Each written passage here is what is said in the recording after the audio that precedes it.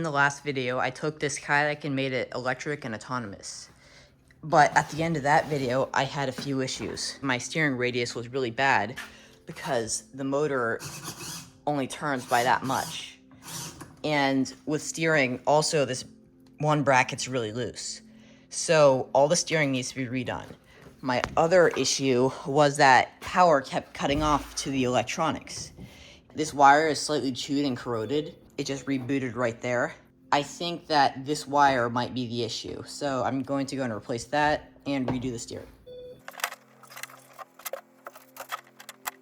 Now that that line has been fixed, the flight controller boots up with no problem, and shaking the wires around does nothing. Before, if I shook the wires around, something would come disconnected and it would all cut off.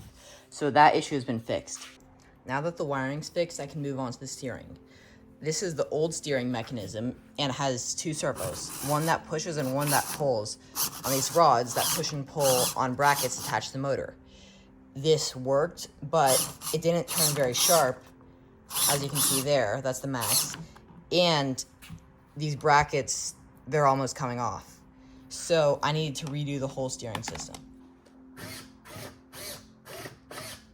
My plan for the new steering system is to take these gears that I 3D printed and attach this one to the motor shaft and this one to a servo horn. Let the servo turn this one and have that turn the motor shaft.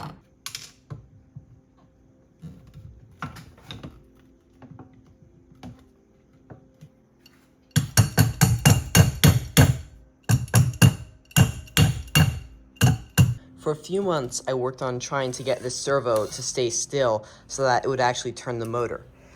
I changed this whole thing and added the top part.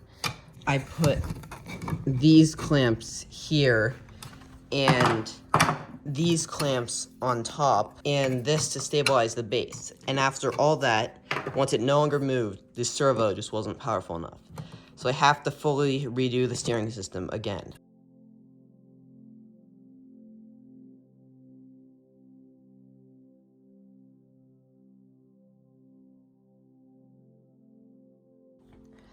Because the old servo ended up being too weak, I didn't want to take a risk, so I bought this giant one.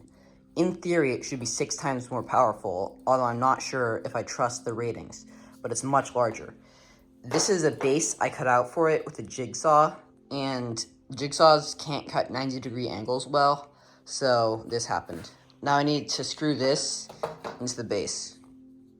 My plan for the new steering system is to have this servo go directly on top of the motor so I eliminate any gears, and then have a 2x4 go between this block of wood that I'm holding and the base and the motor mount.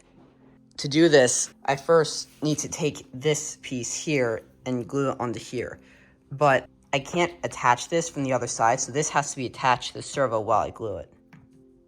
This servo is so big that it can't be powered by 5 volts and instead needs 12 volts. And I need to power it up to get it to go to the center for the trim on the motor so that the motor can turn both directions equally well. And just for comparison, this is the size of the previous servo, which was pretty big for a servo. I finally got the steering finished. It was very challenging to attach this servo to the rudder because this horn kept trying to come loose. I ended up dremeling a slot into the fiberglass of the shaft and putting that in there and then using epoxy. It seems to hold now, and I can use it to turn the rudder, and it works fairly well. It has a decent turning radius, and it seems pretty strong. I can also turn on the propeller, and all that seems to be working. Now that the steering and the power system's done, I can move on to covering the cockpit. So this will be a gaping wide hole in the boat, which would not be great, especially in a storm or something. So I need something to cover it. I ordered this 36-inch mat off Amazon, and it turns out that it is about 1 inch. If I stretch it out, it's about 1 inch too short. Instead of ordering another on Amazon and waiting a few days and paying over $20 for it, I found these contractor bags in the garage. I put some water in here and it seems to hold it well. I was planning on using one of these contractor bags to cover the cockpit, but it kept ripping whenever I screwed it in too tight. So I found this rubber mat at Costco that should hopefully work much better.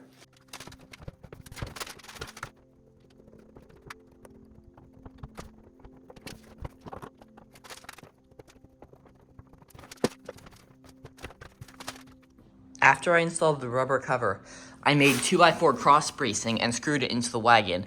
And then we lowered it from the tie-down straps onto the wagon, and it seems to support the weight very well.